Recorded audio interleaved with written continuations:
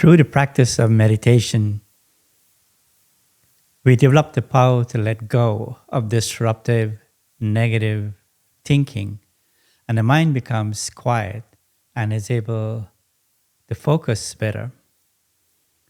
Hello, everyone. Welcome to today's podcast. The name of the podcast is The Spiritual Relationship. The topic today is letting go, the power to let go. My name is Ken Hanneman, and I'm your host. We live in a culture of accumulation, more possessions, commitment, more options. The assumption is that having more gives more freedom, more security, and more happiness. But when you look back, maybe after many years of accumulating, you realize there's still something missing. When you live surrounded by excess, it does something to consciousness itself. It changes how the mind functions. So what you could do is look at your own surroundings and look at your home. Look at the schedule, your relationship in the home. Check even your relationship at work. And sometimes it's necessary after a while, with the buildup of stress or anxiety, you're feeling more tired or like you're overextended. So it's really important that we simplify and maybe look at our past also, the things that we still carry, that we still remember and hold on to, that actually occurred many, many years ago, maybe in childhood, maybe 10, 20 years ago. It could be grief. It could be unresolved relationship. It could be some kind of trauma. It could be failures or mistakes that you still remember. And the thing is that you hold on to these things and they keep coming back up into your present.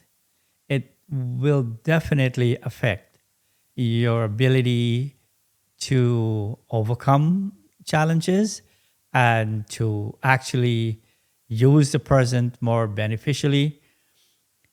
It's really important that we let go of these things because they're not really helping you. And in the moment, at this present time, you are not even able to put everything, your focus into what you're doing presently. Like say, for instance, old failures.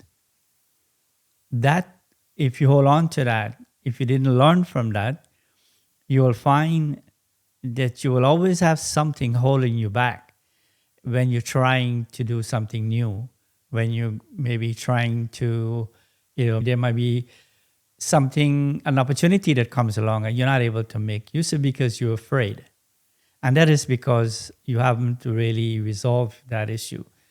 The same thing can happen with grief, where we lose a loved one in the past, and we tend to feel that one leaving was a negative event, that you are very unfortunate because of that, and you miss that, or you might find in your moments of maybe sadness, it comes back up and it drags you down deeper into the grave. All of these things we need to let go of, we need to resolve, because in the present moment, if you're dragged down by past events, you will not be happy. And even when you do feel happy, you might be surprised, maybe even you might have this experience where when people are happy, they feel afraid to be happy because they feel like something will go wrong. Like, it's a superstitious belief, but there are people like that. So we could see here how the past and how the things we hold on to, the overthinking, the over-worrying, these premonitions we have about about the future, these things, if we can move, if we can get past the fear, if we can get past the feeling of not being good enough, or maybe not being strong enough, like nothing good will happen to me. If we still get bogged down by that, then we question ourselves so much that we don't trust our decision making, and we tend to depend more and more on other people's views or their opinion. We seek their advice. I mean, it's not really bad to ask for advice from somebody who might be more qualified or more experienced, but at the same time, you need to also be able to make a decision or take opinion from others, but still make your own decision and then stand by that and put all your energy into that. So we could see how the mind needs to be uncluttered. The mind needs to be clear, more quiet. The intellect needs to be empowered. It needs knowledge. It needs experience. Meditation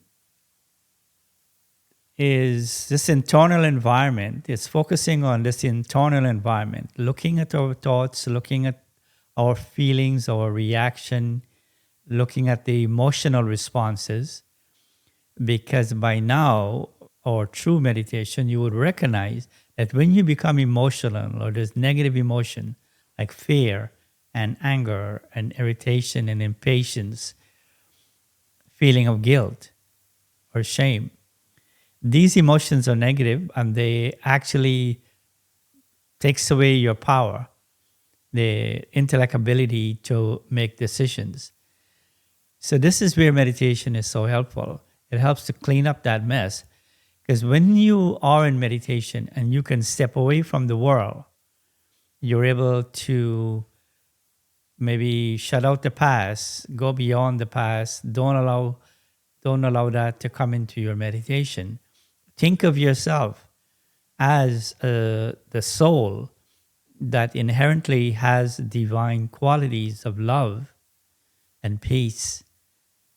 It has its own wisdom and power, but it is that power or that resource is actually clouded by these negative emotions. So when you're able to go beyond them, or at least for meditation, not think of them, not allow those thoughts to come up, and you're generating these new thoughts of who you are as a spiritual being, you begin to experience a peace and a quiet inside of you. And that's an amazing experience to have. And then you feel in the eyes of God and the Supreme Being and the Divine, you feel safe and you feel you can open your heart and you can have a divine chit chat. You can feel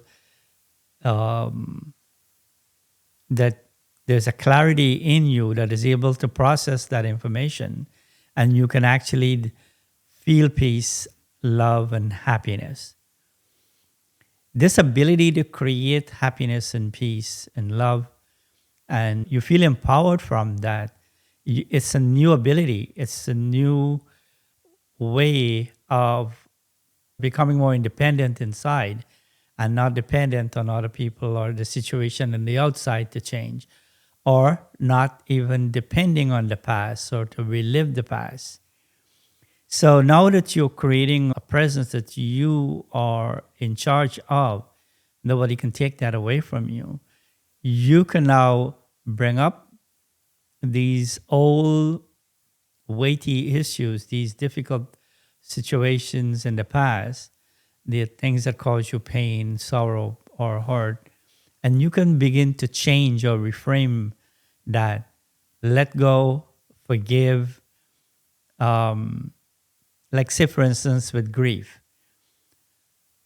Okay, that loved one did pass on, but it's been years or so on, and you realize it's only causing you to feel depressed and unhappy and alone. You need to change that because you can't bring them back. So what I do and in meditation is to feel that that is a spiritual being that moved on, maybe into another life. And you can now send or have good feelings and good wishes and maybe a good prayer for that being, for that soul, wherever they are. And think of your thoughts, think of this mental ability to connect with others. Think of it as real. Think of it that you're actually making a difference, that they can actually feel that. The more you do that, it will gradually replace that emptiness inside. It wouldn't happen in one sitting, but in you practice it for a while, you'll see after a while that all the pain or the feeling of emptiness, it will go away and it will be filled with love for the person. So the energy changes from you suffering to you being able to give something to that soul. That's one way of overcoming that particular negative event that still keeps coming back into your present. This is a process, and there are many things you can recognize. You just take a inventory of all the things that goes on in your thinking, all the negative thinking or the negative emotions and whatever, and realize they're not you. It's just there like a record in your memory, and they're coming up. Don't judge yourself, but tell yourself, I'm not that, I'm different now. This is who I am, a spiritual being. So I'm a child of God, but now I can do something about it. I can make changes. I can think differently. Whenever the thought comes up, I have a way of handling it with something more present and more positive. And this is a way to change memory and even dreams. So meditation can really clear up what's happening within our consciousness and allows us to focus more on the present and to bring more energy to what we are actually doing in our life, and also helps us to change in a way that helps others around us.